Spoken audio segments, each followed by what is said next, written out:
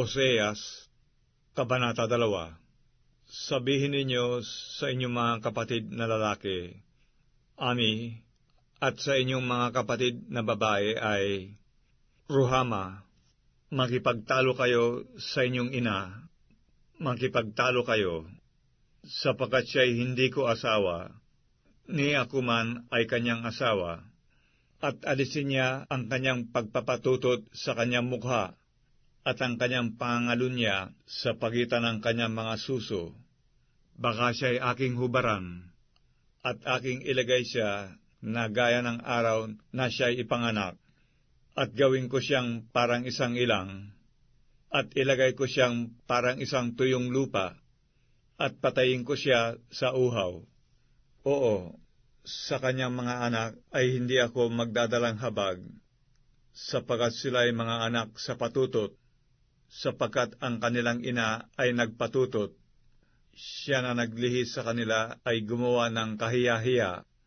sapagkat kanyang sinabi, Ako'y susunod sa mga mangingibig sa akin, na nangagbibigay sa akin ng aking tinapay at ng aking tubig,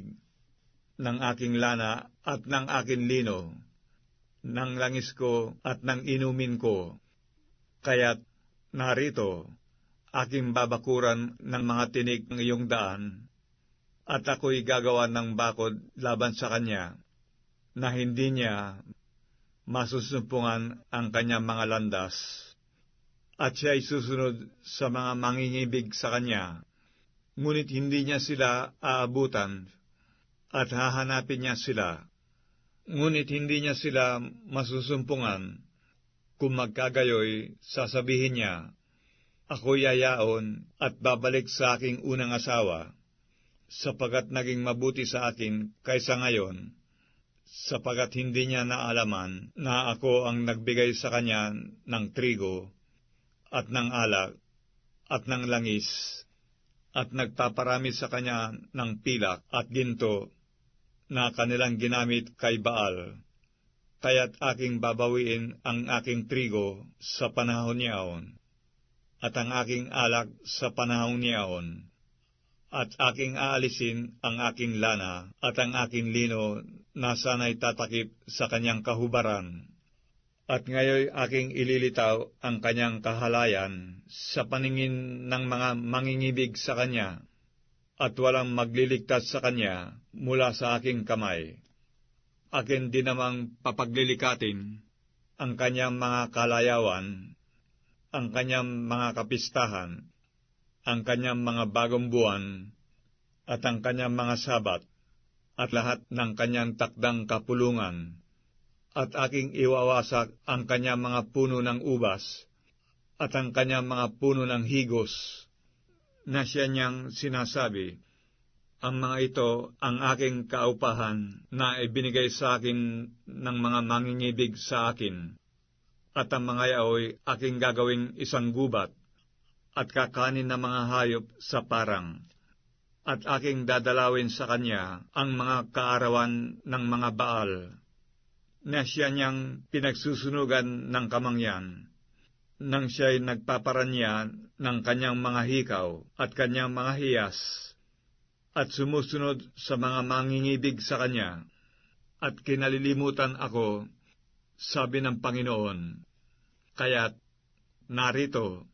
akin siyang hihikayatin, at dadalhin siya sa ilang, at pagsasalitaan ko siyang may pag-aliw, at ibibigay ko sa kanya ang kanyang mga ubasan mula roon, at ang libis ng akor na pinakapintuan ng pag-asa, at siya'y sasagot doon, gaya ng mga kaarawan ng kanyang kabataan, at gaya ng araw na siya'y sumampa mula sa lupain ng Ehipto.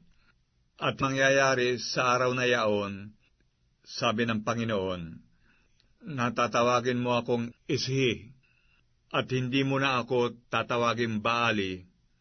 sapagkat aking aalisin ang mga pangalan ng mga Baal sa kanyang bibig, at siya'y hindi na babanggitin pa sa pamamagitan ng kanilang pangalan. At sa araw na yaon ay ipakikipagtipan ko sila sa mga hayop sa parang, at sa mga ibon sa himpapawid, at sa mga bagay na nagsisiusad sa lupa, at aking babaliin ang busog at ang tabak, at patitigilin ko ang pagbabaka sa lupain, at aking silang pahihingaing tiwasay, at ako'y magiging asawa mo magpakailanman. Oo, magiging asawa mo ako sa katwiran, at sa kahatulan, at sa kagandahang loob, at sa mga kaawaan. Magiging asawa mo rin ako sa pagtatapat, at inyong makikilala ang Panginoon, at mangyayari sa araw na yaon na ako'y sasagot, sabi ng Panginoon. Ako'y sasagot sa langit, at sila'y magsisisagot sa lupa, at ang lupa'y sasagot sa trigo, at sa alak, at sa langis, at sila'y magsisisagot sa Jezreel, at aking itatawag siya para sa akin sa lupa, at ako'y magdadalang habag sa kanya na hindi nagtamon ng kahabagan, at aking sasabihin sa kanila na hindi ko bayan. Ikaw ay ang aking bayan, at siya'y magsasabi, Ikaw ay ang aking Diyos.